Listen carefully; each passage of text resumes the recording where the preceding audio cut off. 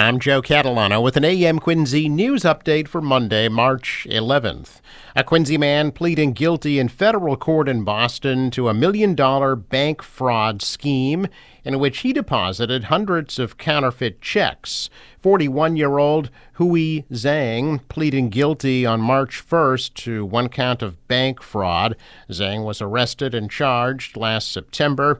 From about June of 2020 through at least May of 2022, Zhang opened bank accounts under false identities into which he electronically deposited about 114 counterfeit checks totaling more than $1 million.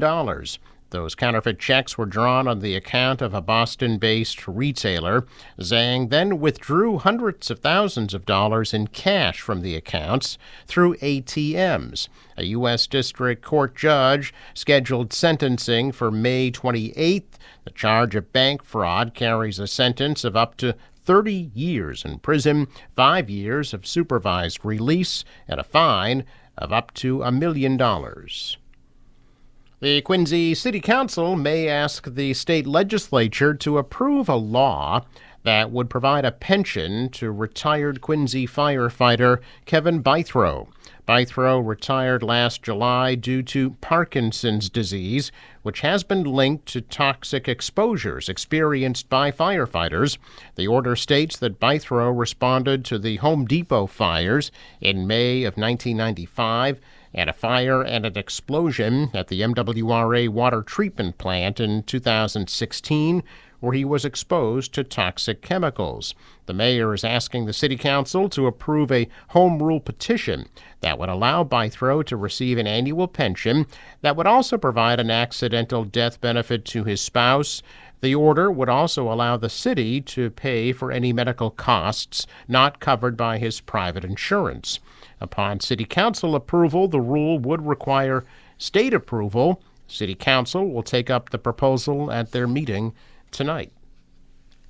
A Plymouth man was arrested Saturday for allegedly firing multiple gunshots that struck several homes overnight following an altercation outside of a bar. Plymouth police called it an extremely reckless and dangerous attack, saying they're thankful no one was hurt. 25-year-old Joshua Fitzgerald facing multiple counts of assault to murder and other charges. Police responded about 2 a.m. to North Spooner Street on a report of gunshots and learned from witnesses that multiple residential homes had been hit by gunfire. A bullet entered one home through some wooden siding of a window and lodged into a family room ceiling. Multiple bullets struck another home. One went through a window. Police said, thankfully, none of the occupants in the homes were injured.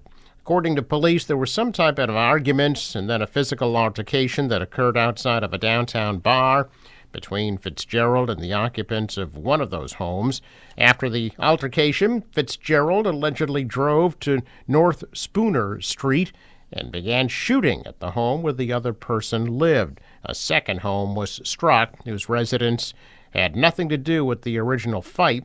Fitzgerald was found on his front porch. A short time later, ran inside as police approached, but he was eventually taken into custody without incident. A 12-year-old has been arrested in connection to a threat about a mass shooting at a middle school in Norwood. Norwood police say detectives arrested the middle school student following a nonspecific threat that was made toward the Coakley Middle School. An investigation began on Friday morning when police received a screenshot of a group text that warned of a shooting that was going to take place at the school. The screenshot that was shared with police had the beginning of the message cropped, and detectives later learned the cropped portion was warning of an event to occur today. One of the numbers in the group text was unknown, while the others were students who were questioned by police to see if they could help identify the other number. According to police, the text contained some details which led detectives to believe the person who sent it had knowledge of the middle school, while other parts of the message contained passing references to an army and alluded to the motive having to do with an event 17 years ago that was not otherwise explained. The message also warned the phone number being used could not be traced. Officers eventually tracked down the students who reportedly admitted to sending the text message. Extra police will be on hand at both the Coakley Middle School and Norwood High School today. A 55-year-old man allegedly stole something from a Target store in Hanover last month, and when confronted by an employee, threatened to stab him. Hanover police announced on Saturday they had responded to the Target on Washington Street on February 23rd. On a report of a larceny, it was reported that a store employee had confronted a man who had passed all points of sale with an item that had not been paid for. When the man was confronted, he allegedly threatened the employee, telling him that he was going to stab him if he didn't get out of his way, motioning to his jacket as if he had a weapon. The store employee, feeling threatened, ceased his interaction, allowing the man to leave the store with the stolen item. Surveillance video from the store was given to police, and Hanover detectives following up on the case were able to positively identify the suspect with help from the Marshfield and Plymouth police. Police said Saturday that the appropriate charges are being sought. They have still not identified that suspect. Massachusetts' highest court taking up a tricky legal case that could impact any pet owner. The Supreme Court's considering whether or not failing to put down a dying pet should be a crime. The case centers around a woman from Weymouth and her 14-year-old dog, Tipper. Marianne Russo said she took her dog to an animal hospital twice back in 2020 after discovering he had a large tumor. But instead of following a veterinarian's recommendation to euthanize the dog, she took him home. Russo said the dog was recovering at home, but the veterinarian filed a complaint with the Animal Rescue League. When officers then came back to check on the dog at home, they said he was barely breathing. They ultimately obtained a warrant to euthanize the dog. Prosecutors said Tipper was in pain beyond control, arguing that Russo knowingly allowed it to continue.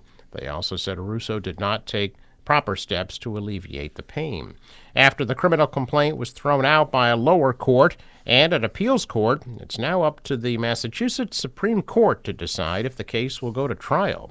The justices have to decide if Russo willfully subjected her dog to unnecessary suffering by not putting him down. The court has taken the case under advisement. It's unclear when it will issue a ruling. If it decides the case can go to trial, Massachusetts would become the first state in the nation where failing to euthanize a terminally ill pet constitutes animal cruelty. Russo could face jail time if that happens. She is hopeful the court will see she's an animal lover, not an abuser. Quincy Public Schools are hosting course selection information nights this week for incoming students and their families to assist with the online course selection process for the 2024-2025 school year. The selection nights are being held tonight at Quincy High School at 6:30 and then Wednesday night at 6:30 at North Quincy High School. For questions, you can contact the Quincy High School Student Support Services at 617-376-3351 or North Quincy High Student Support Services at 617-984-8747. If you do not speak English, when a person answers the phone, just say "no English" and fill in your language so that person knows that you need an interpreter. Check of business news this morning, and stocks retreated on Friday. The Dow was down 68 points. The Nasdaq fell 188. The S&P lost 33. Asian stocks are lower today. The dollar fell, the euro's down, and oil at $77 a barrel. In sports, the Celtics are in Portland at 10:30, and the Bruins will host St. Louis at 7. Forecast from the National Weather Service. A gusty day today with maybe some snow showers flying around, otherwise partly sunny, at a high of 44. There is a wind advisory in effect. For tonight, clearing, chilly, low of 34. Tomorrow, mostly sunny and high of 53 degrees. Wednesday, partial sunshine, high of 58. And Thursday, partly sunny, the high 61. For the boater today, waves about 2 feet. The wind out of the west at 20 to 25 knots, turning northwest 25 to 35, with gusts to 45 knots at times today, and a high tide at 12:53 p.m. Sunrise 7:01, sets at 6:46. I'm Joe Catalano with an AM Quincy news update for Monday, March 11th.